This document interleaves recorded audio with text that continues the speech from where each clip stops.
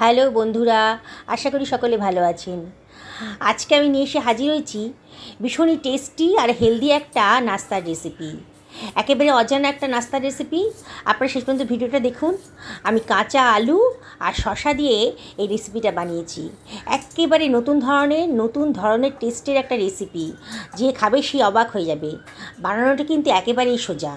আমি একখানা আলু নিয়ে নিয়েছি। আলুটা আগে থেকে ভালো করে ধুয়ে নিয়েছিলাম। ধুয়ে খোসাটা আমি কেটে বাদ দিয়ে দিলাম। এবার গ্রেটারের সাহায্যে আলুটাকে আমি গ্রেট করে নিচ্ছি। আগেই বলেছি আমি আলুটা কিন্তু ভালো করে ধুয়ে নিয়েছিলাম আগে থেকেই। এই রেসিপিটা বানাতে খরচও একেবারে কম আর একেবারে নতুন স্বাদের।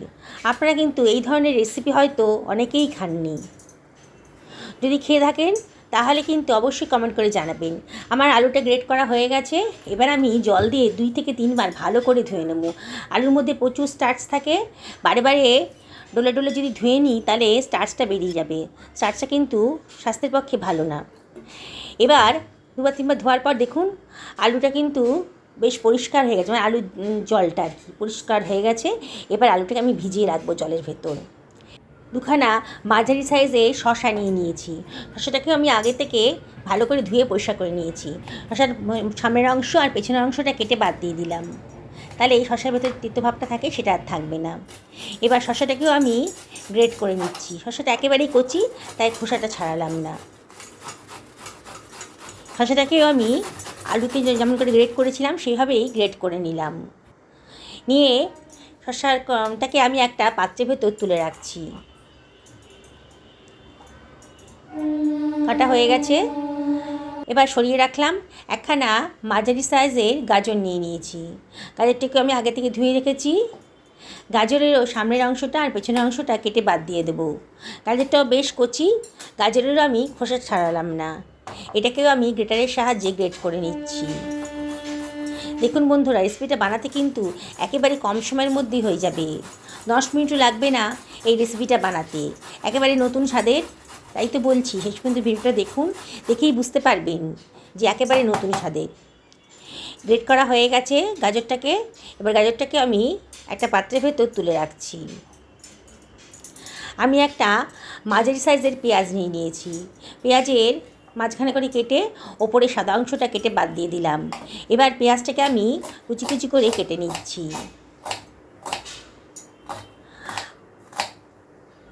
দেখুন বন্ধুরা, পেঁয়াজটাকে আমি ভালো করে কাটা হয়ে যাচ্ছে। খুব বেশি মিহি করিনি, কিন্তু গ্রেট করলাম না, কিন্তু এটা কিন্তু ছুরি দিয়েই কেটেছি। দেখুন পেঁয়াজটাও আমার কাটা হয়ে গেল। এবার পেঁয়াজটাকে আমি সরিয়ে রাখছি। আমি কিছুটা ধনেপাতা নিয়ে নিয়েছি। ধনেপাতা দিলে কিন্তু রান্নার টেস্টটা বহুগুণ বেড়ে যায়। তাই হাতের কাছে যদি ধনেপাতা থাকে তাহলে অবশ্যই ধনেপাতাটা দেওয়ার চেষ্টা করবেন। ধনেপাতাটাকে আগে থেকে ধুয়ে পরিষ্কার করে রেখেছিলাম। এবার ছুরি দিয়ে কুচি কুচি করে কেটে নিচ্ছি। ধনেপাতাটাকে সরিয়ে রাখছি। এবার আমি দিয়ে দেব কতগুলো কাঁচা লঙ্কা। লঙ্কাটা অবশ্যই আপনারা নিজেদের পছন্দ মতো দেবেন। আমি এখানে 2খানা কাঁচা লঙ্কা দিচ্ছি। কাঁচা লঙ্কাটাকেও ছোটো ছোটো পিস করে কেটে নিচ্ছি।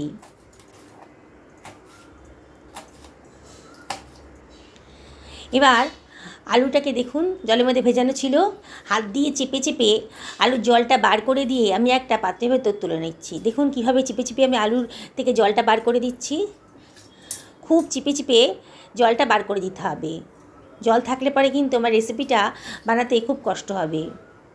তাই 2 হাত দিয়ে চেপে চেপে এটাকে আমি জল থেকে আলুগুলো তুলে 2 হাত দিয়ে চেপে ভেতর থেকে জলটা বার করে দিচ্ছি। দেখুন কীভাবে করছি। আমি জলটা এবার ফেলে দিলাম। শসা থেকেও আমি হাত দিয়ে চেপে শসার রসটা আমি বার করে নিচ্ছি। দেখুন খুব চেপে চেপে ধরলে পরেই কিন্তু শসা থেকে রসটা বেরিয়ে আসবে। শসার ভিতরে প্রচুর জল থাকে, মানে রস থাকে আর কি। তবে এই শসার রসটা কিন্তু আমি ফেলবো না, এটা আমি খেয়ে নেব। এটা খুবই উপকারী শসার রসটা। তাই চেপে চেপে ধরে শসা থেকে সমস্ত জলটা, মানে রসটা বার করে দিয়ে যে এক্সট্রা জলটা পড়ে রইল সেটাকে আমি খেয়ে নিচ্ছি। হয়ে গেছে দেখুন। সবুজ রঙের একটা রস বেরিয়েছে, খুবই উপকারী এটা। এবার গাজর থেকেও একইভাবে আমি হাত দিয়ে চেপে চেপে গাজরের রসটা বার করে নেব। আগেই বলেছি এই গাজরের রস, শশার রস কিন্তু ভীষণই উপকারী। আপনারা কিন্তু ফেলে দেবেন না, অন্য কোনো রান্নার কাজে ব্যবহার করে দেবেন, আটা মাখার কাজে, কিংবা জুস হিসাবেও এটা খেয়ে নিতে পারেন, খুবই হেলদি। সব কিছু নেওয়া হয়ে গেছে একটা পাত্রের ভেতর। এবার পেঁয়াজ কুচিটাও দিয়ে দিলাম। এবার দিয়ে দিচ্ছি ধনেপাতা কুচিটা,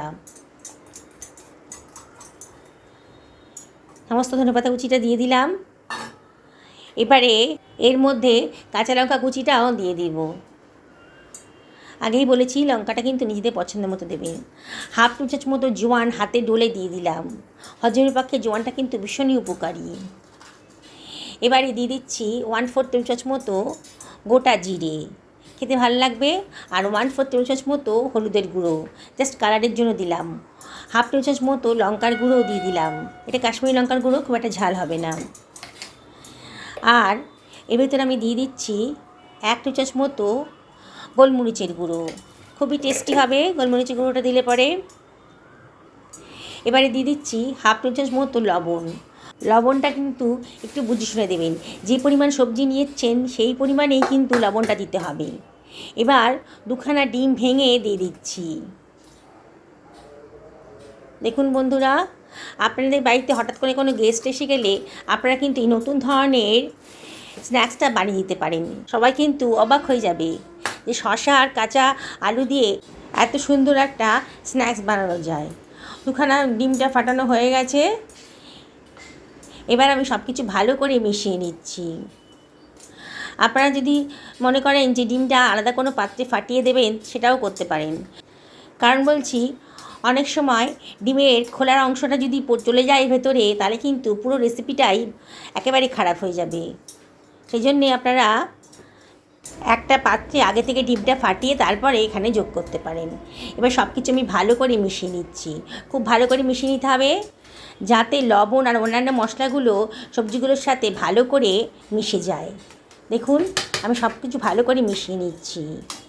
এবারে আমি এর ভেতর দিয়ে দিচ্ছি 2 টেবিল চামচ মতো বিস্কুটের গুঁড়ো। এটা ভেতরে যে মশলাটা আছে, জোরে জোরে ভাবটা আছে, সেটা কিন্তু ওই বিস্কুটের গুঁড়ো তো টেনে নেবে। এবার আমি এর ভেতর দিয়ে দিচ্ছি 1 টেবিল চামচ মতো তেল, তাহলে ভেতরটা খুব সফট হবে। এবারও সব কিছু ভালো করে মিশিয়ে নিচ্ছি। আবারও সব কিছু ভালো করে মিশিয়ে নিতে হবে, যে জোরে জোরে ভাবটা আছে সেটা কিন্তু বিস্কুটের গুঁড়োটা টেনে নেবে। খুব বেশি বিস্কুটের গুঁড়ো দেবেন না, তাহলে কিন্তু স্ন্যাক্সগুলোর টেস্টটা নষ্ট হয়ে যাবে। দেখুন, খুব ভালো করে কিন্তু মিশিয়ে নিচ্ছি। এবারে একটু জোরে জোরে ভাব আছে, সেই জন্যে আমি এর ভেতর 1 টেবিল চামচ মতো বেসন দিয়ে দিলাম। আপনারা ইচ্ছে করলে এখানে কর্নফ্লাওয়ার কিংবা ময়দাও দিতে পারেন, এটা বাইন্ডিংসে কাজ করবে। দিয়ে আবারও সব কিছু ভালো করে মিশিয়ে নিচ্ছি।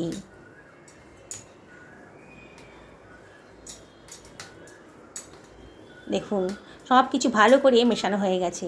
দেখলেন তো কত অল্প সময়ের মধ্যে কি অসাধারণ টেস্টি একটা নতুন ধরনের রেসিপি তৈরি হতে চলেছে।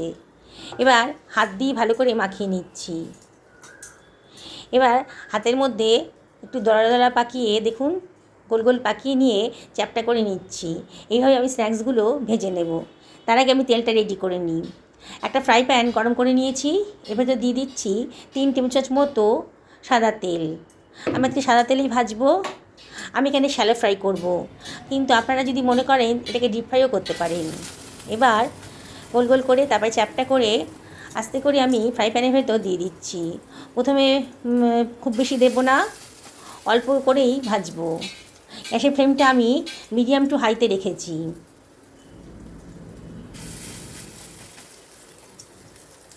আমি এখন 4খানা স্ন্যাক্সই ভাজতে দিলাম। একটু হতে দেবো, প্রথমে কিন্তু নাড়াবো না, তাহলে কিন্তু ভেঙে যাবে, বুঝতেই তো পারছেন খুব নরম। এবার মিনিটখানেক পরে একটা চামচ দিয়ে আমি এটাকে ওলট পালট করে দিচ্ছি, যাতে ওপর পোর্শনটা নিচে চলে যায় এবং ভাজা হয়ে যায়। একটু সাবধানতা অবলম্বন করতে হবে, নাহলে কিন্তু ভেঙে যাবে।